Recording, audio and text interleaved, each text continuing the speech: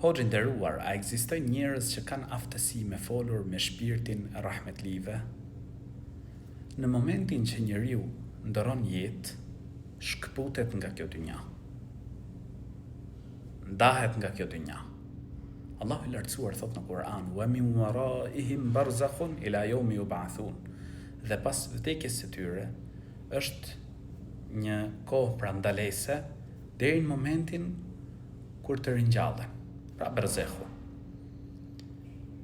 Nuk kthehet pra shpirti që me fol me gjallët.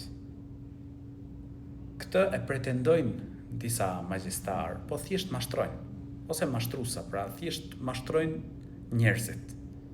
Por në të vërtetë nuk flasin me shpirtrat. Nuk flasin me të vdekurin. Nuk komunikojnë pra me të vdekurin. Ata ose komunikojnë me xhindët, por jo me njeriu që ka vdek, jo me shpirtin e njeriu që ka vdek. Kështu se thjesht mashtrojnë, prandaj larg tyre.